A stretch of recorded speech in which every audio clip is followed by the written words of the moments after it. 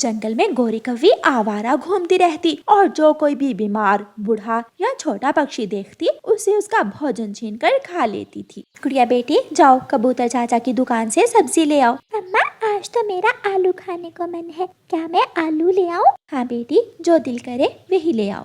गुड़िया अपनी मम्मा से पैसे लेती है और सब्जी लेने निकल जाती है। अंकल, मुझे इन पैसों के आलू दे दें। क्या आलू ही लोगी या कुछ और भी? नहीं, मुझे आज सिर्फ आलू ही लेकर जाने हैं। गुड़िया कबूतर चाचा की दुकान से आलू लेती है और वापस जाती है। रास्ते में गोरी कौवी छुपकर बैठी हुई थी। जैसे ही गुड़िया झाड़ियों के पास से गुजरती है, गोरी कौवी तुरंत झाड़ियों से निकलती है और गुड़िया के सामने आकर बैठ जाती है। लाओ छोटी चिड़िया, ये आलू तुम मुझे दे दो। नहीं, मैं क्यों दूंगी? ये आलू तो मैं अपने घर लेकर जा रही हूँ। अगर नहीं दोगी तो छीन कर ले जाऊंगी। गोरी कौवी गुड़िया से वो आलू छीन कर भाग जाती है। गुड़िया रोती हुई गोरी के पीछे पीछे उड़ती है, लेकिन गोरी कौवी घने जंगल में चली जाती है। गुड़िया गोरी कौवी को इधर उधर ढूंढती है। भाग गई, गंदी गोरी आंटी मेरे आलू लेकर भाग गई है। अब मुझे मम्मा से डांट अलग पड़ेगी। गुड़िया रोती हुई वापस घर जाती है। गुड़िया बेटी, सब्जी कहाँ है? माँ, मैं आलू लेकर आ रही थी कि गोरी आंटी ने मुझे रोक लिया और मेरी सब्जी लेकर घने जंगल की तरफ भाग गई। आप क्यों रुकी थी? उसके पास जाने को मैंने मना किया है ना आपको। मैं कब रुकी थी? वो खुद मेरे सामने आकर बैठ गई थी और मुझसे मेरे आलू छीन लिए। ठीक है, अब चुप कर जाओ। लो, ये पैसे लो और सब्जी ले आओ। अब दूसरे रास्ते से आना, ऐसा ना हो कि वो गोरी फिर से तुम्हारी सब्जी छीन कर ले जाए। गोरी कौवी आलू लेकर पहाड़ों की तरफ चली जाती है और पहाड़ों के पास बैठकर पार्टी करती है। गोरी कौवी मजे मजे से आलू खाती है और गीत गाती है। ऐसे ही एक दिन गोरी कौवी उड़ती हुई जा रही थी कि एक बूढ़ी कौवी अपने घर के बाहर खड़ी थी। उसके पास टोकरी में लड्डू थे। गोरी कौवी उस बूढ़ी कौवी के पास जाती है। माँ जी, ये लड्डू तुम कहाँ लेकर जा रही हो? बेटी कौवी, मैं अपनी बेटी के पास जा रही हूँ। ये लड्डू मैंने घर में बनाए हैं अपनी बेटी के लिए। मेरे नवासे नवासियों को मेरे हाथ के बने हुए लड्डू बहुत पसंद हैं। लाए माँ जी, मैं ये लड्डू आपकी बेटी को दे आती हूँ। ना ना, नहीं नहीं। ऐसे कहते हुए बूढ़ी कौवी वो लड्डू वाली टोकरी अपने पीछे करती है। बूढ़ी माँ जी, आप थक जाओगी। मैं नहीं थकूंगी, तुम जाओ जाओ। छी छी, हटो हटो, दूर हो जाओ मुझसे। लेकिन गोरी कौवी जोर लगाकर बूढ़ी कौवी से लड्डू वाली टोकरी छीन लेती है और वहां से भाग जाती है। मेरी मदद करो, मेरी मदद करो, वो कौवी मेरे लड्डू छीन कर ले गई है, कोई मेरी मदद करो। गुड़िया अपने घर के बाहर बैठी हुई थी। बूढ़ी कौवी की आवाज सुनकर गुड़िया जल्दी से उड़ती है और बूढ़ी कौवी के पास आती है। माँ जी, क्या हुआ है? बूढ़ी कौवी गुड़िया को सारी बात बताती है। वो लड्डू मैं अपनी बेटी के लिए लेकर जा रही थी, लेकिन वो कौवी मुझसे मेरे लड्डू छीन कर ले गई। माँ जी, वो गंदी कौवी आंटी बहुत बुरी है, लेकिन अब मैं उसे छोड़ने वाली नहीं हूँ। उसे सजा जरूर मिलेगी। गुड़िया योजना बनाती है और चील चाची के पास जाती है। चील चाची, आप कहाँ जा रही हैं? बेटी, मैं दूध लेने जा रही हूँ। चील चाची, आप कोई और काम कर लें, मैं आपका दूध ला देती हूँ। ठीक है बेटी, ये लो बाल्टी और पैसे। गुड़िया चील चाची से पैसे और बाल्टी लेकर चली जाती है। गुड़िया जानती थी कि गोरी कौवी उसे देखकर उसे दूध जरूर छीने, इसलिए गुड़िया तोते चाचा की दुकान से दूध लेकर उस रास्ते से गुजरती है जिस रास्ते पर गोरी कौवी बैठी हुई थी। अरे अरे छोटी चिड़िया, इस बाल्टी में क्या है? इसमें दूध, लेकिन मुझे जाने दे, मुझे जाना है। लाओ, ये दूध मुझे दे दो। मैं नहीं दूंगी। गोरी कौवी आगे बढ़ती है और गुड़िया से दूध की बाल्टी छीन लेती है और गुड़िया के सामने बैठकर दूध पीने लगती है। जब गोरी कौवी सारा दूध पी लेती है तो गुड़िया गोरी से कहती है, ये दूध चील चाची का था, उसने मुझे भेजा था दूध लेने। मैं अभी जाकर चील चाची को बताती हूँ। ये सुनकर गोरी कौवी के तो होश ही उड़ जाते हैं। क्या? गुड़िया गुड़िया, प्लीज ऐसा मत करना, वरना वरना चील चाची तो मुझे जान से मार देगी। यह जल्दी से जाती है और चील चाची के पास जाकर रोने लग जाती है। चील चाची, उस गंदी कौवी ने मुझसे आपका दूध छीन कर पी लिया। उस कौवे की इतनी हिम्मत कि वो मेरा दूध छीन ले। मैं अभी जाकर पूछती हूँ उससे। चील गुस्से में लाठी उठाकर गोरी के पीछे जाती है। गोरी कौवी पेड़ के पीछे छुपी हुई थी। चील चाची गोरी को देख लेती है और मार मार कर उसे उल्लू बना देती है। बुढ़िया, ये सब तुम्हारी वजह से हुआ है। गोरी आंटी, फिर कभी मेरी सब्जी मत छीनना, वरना अगली बार फिर से मार पड़ेगी। ऐसे कहते हुए गुड़िया वहाँ से भाग जाती है। सुंदरी कौवी उस जंगल में नई नई आई थी। जंगल के एक कोने में नदी के पास उसने अपना घोंसला बना लिया था। लंबे लंबे बाल, सुंदर सुंदर आँखें। इस जंगल में मुझ जैसा हसीन कोई नहीं होगा। जाकर जंगल घूम कर देखती हूँ। ऐसा सोचते हुए सुंदरी कौवी जंगल घूमने चली जाती है। हेलो हरे मिट्ठू तोते, कैसे हो? जाते हुए सुंदरी मिट्ठू तोते से ऐसा कहती है। थोड़ी दूर सुंदरी कौवी को एक पेड़ पर गोरी कौवी बैठी हुई दिख जाती है। सुंदरी कौवी गोरी कौवी के पास जाती है। मैं सागर वाले जंगल से आई हूँ। मेरे बाल कैसे हैं? कुछ खास नहीं, बस थोड़े लंबे जरूर हैं। मेरे भी बाल ऐसे ही लंबे लंबे थे, मगर मैंने काट दिए। मुझे पसंद नहीं है लंबे बाल। 3 आम के पेड़, 2 अमरूद के और एक बड़ा सा घर और 2 सोने के हार भी हैं मेरे पास। ये सुनकर गोरी की दिलचस्पी बढ़ती है। अच्छा, ये सब है आपके पास? फिर तो आप बहुत अमीर कौवी हो। क्या शादी कर ली है आपने? नहीं, अभी तक तो नहीं की, मगर मैं किसी कौवे की खोज में हूँ। जो मुझसे शादी करेगा, मैं अपना सब कुछ उस कौवे को दूंगी। गोरी सोच में पड़ जाती है। और सोने के हार भी?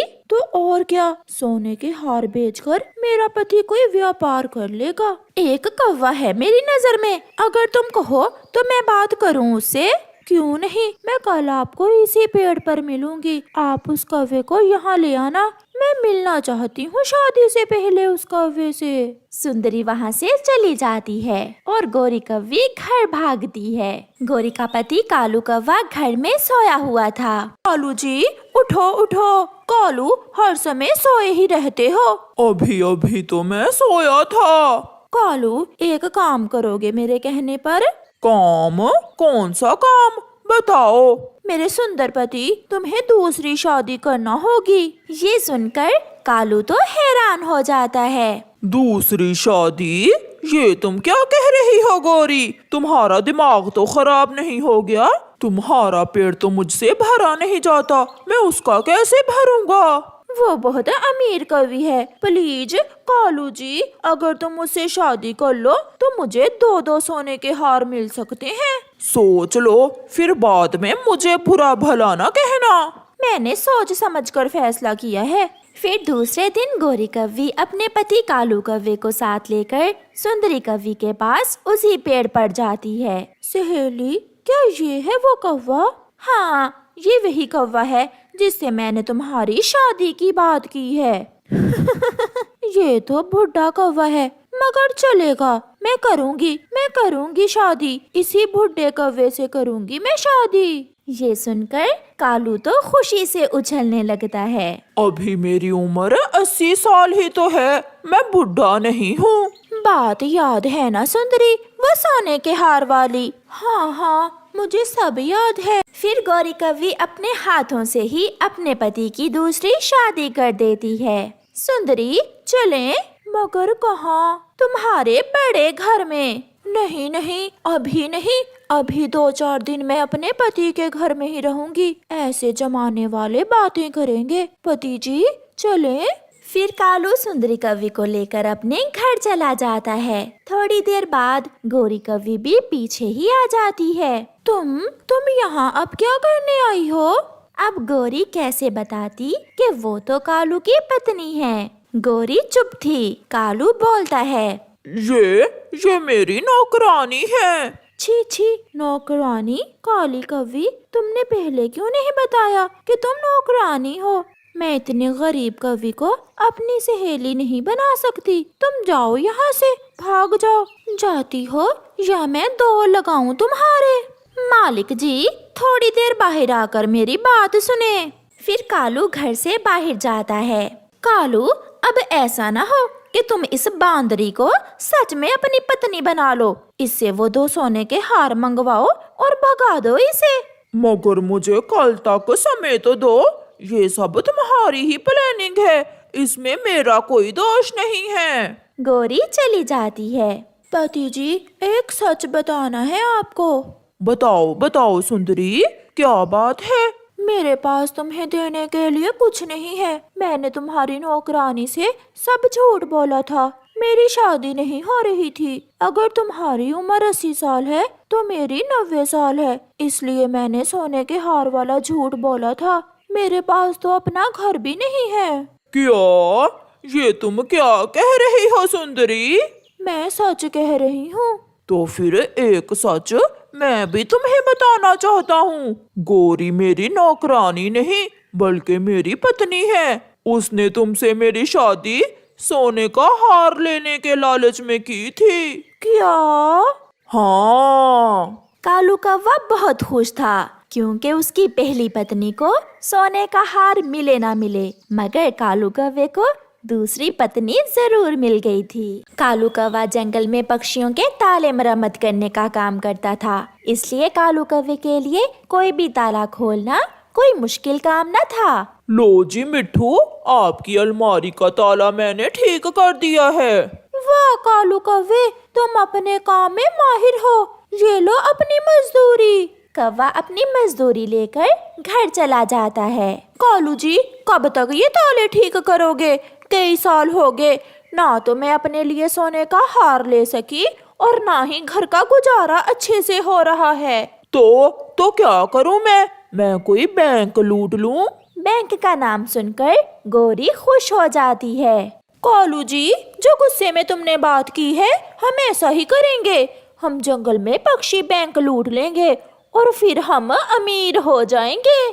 तुम खुद भी मरोगी और मुझे भी मरवाओगी। अगर पकड़े गए तो सारी उम्र जेल में रहना होगा। वैसे भी तो हम जेल में ही रह रहे हैं, कोई इच्छा पूरी नहीं होती। सब हंसते हैं मेरी तरफ देख देख कर। लूटेंगे, अब तो हम बैंक ही लूटेंगे। अगर तुम बैंक नहीं लूट सकते तो मैं अपने मैके चली जाती हूँ। ये सुनकर कालू कौवा गौरी की हर बात मान लेता। ना गौरी, तुम मैके न जाना, मैं आज ही बैंक लूटने की योजना बनाता हूँ। फिर कालू और गौरी जंगल में मौजूद पक्षी बैंक की तरफ जाते हैं। वो दूर से छुप कर देखते हैं। ये कबूतर का बच्चा यहाँ क्या कर रहा है? ये यहाँ सिक्योरिटी गार्ड है। अगर बैंक लूटनी है तो पहले इस कबूतर के बच्चे का कुछ करना होगा। तुम चिंता ना करो, मैंने सोच लिया है इसका क्या करना है। फिर वो घर चले जाते हैं। रात भी हो जाती है। कालू और गौरी घर से निकलते हैं। कबूतर बैंक के बाहर कुर्सी पर बैठा हुआ था। गौरी कभी कबूतर के पास जाती है। कबूतर भैया, लो, मैं ये मिठाई लाई थी तुम्हारे लिए। धन्यवाद बहन कवि, मुझे भी भूख लग रही थी। कबूतर वो मिठाई जैसे ही खाता है वो गहरी नींद सो जाता है, क्योंकि गौरी कवि ने उस मिठाई में नींद वाली दवा जो मिला रखी थी। कालू कौवा भी वहाँ आ जाता है। ये ताला तो बहुत साधारण सा है, इसकी चाबी मेरे पास है। कालू कौवा 1 मिनट में ही बैंक का ताला खोल लेता है। कौवा और कवि बैंक में घुस जाते हैं और 2 बोरियां रुपयों की भरकर वहाँ से भाग जाते हैं। सुबह हो जाती है। सब जाग गए थे। कौवा और कवि सो रहे थे क्योंकि वो तो रात भर जागते जो रहे थे। पुलिस आ जाती है। ये चोर बाहर का होगा क्योंकि इस जंगल में कोई चोर नहीं है। साहिब, मैं कभी नहीं सोया, बस आज रात थोड़ी देर के लिए आंख लग गई थी। जागा तो सब लुट चुका था। आप चिंता न करें, चोर जहाँ भी होगा वो पकड़ा जाएगा। कौवा और कवि भी उठ जाते हैं। कालू जी, आज का दिन हम इस जंगल में गुजारेंगे और रात होते ही पैसे लेकर दूसरे जंगल भाग जाएंगे। गौरी, एक बार बाहर जाओ और जायजा लेकर आओ, बाहर क्या हो रहा है। फिर गौरी कव्वी बाहर जाती है। सामने बैठी हुई चिड़िया को देखकर गौरी कव्वी वहाँ चली जाती है। चिड़िया, क्या कर रही हो? गौरी, कैसा वक्त आ गया है, आज रात किसी ने बैंक ही लूट ली। अच्छा, मुझे तो नहीं मालूम। क्या कोई पुलिस वगैरह भी आई है वहाँ? हाँ, बड़े शहर वाले जंगल से पुलिस आई है, वो इन्वेस्टिगेशन कर रहे हैं। चिड़िया, अगर तुमने बैंक लूटी है तो बता दो, वरना पुलिस तुम्हें पकड़कर बहुत मारेगी। गौरी, क्या मैं बैंक लूटूंगी? मैंने कभी एक दाना नहीं चुराया किसी का, बैंक कैसे लूटूंगी? फिर वहाँ एक पुलिस वाला आ जाता है। उसके पास एक तस्वीर थी। पक्षियों, क्या तुमने इस पक्षी को कहीं देखा है? तस्वीर देखकर चिड़िया और गौरी कव्वी हैरान हो जाती हैं, क्योंकि वो तस्वीर तो कालू कव्वे की थी। ये कौवा तो। गौरी जल्दी से चिड़िया की बात काट देती है। नहीं नहीं, हम नहीं जानते इसे। ये तस्वीर हमने सीसीटीवी कैमरा से ली है, जो बैंक के बाहर पेड़ पर लगे हुए हैं। इसी ने बैंक का ताला खोला था। एक कौवा और भी है इसके साथ, मगर उसका चेहरा सीसीटीवी कैमरे में नहीं आया। पुलिस वहाँ से चली जाती है और चिड़िया गौरी कव्वी का मुंह देखती रह जाती है। चिड़िया बहन, भगवान के लिए चुप रहना, किसी को ना बताना। तुम दोनों ऐसा भी करते हो? मुझे तो विश्वास नहीं हो रहा। चिड़िया, समय नहीं है, मुझे जाना होगा, मगर प्लीज तुम किसी को ना बताना। मैं तो नहीं बताऊंगी, मगर कालू कौवे को सब जानते हैं। गौरी वहाँ से चली जाती है। कालू कालू भागो, हम पकड़े गए हैं। मुझे कुछ बताओ तो, क्या हुआ है गौरी? कालू जी, पुलिस तुम्हें ढूंढ रही है। चोरी हम दोनों ने की है, और पुलिस मुझे अकेले को क्यों ढूंढ रही है? कालू जी, समय नहीं है, जल्दी चलो। फिर गौरी और कालू रुपयों की बोरियां उठाकर घर से भागते हैं, मगर थोड़ी ही दूर जाकर वो पकड़े जाते हैं और पुलिस उन्हें पिंजरे में कैद करके गाड़ी पर रखकर जेल ले जाती है और कौवों को बुरे काम की सजा मिलती है।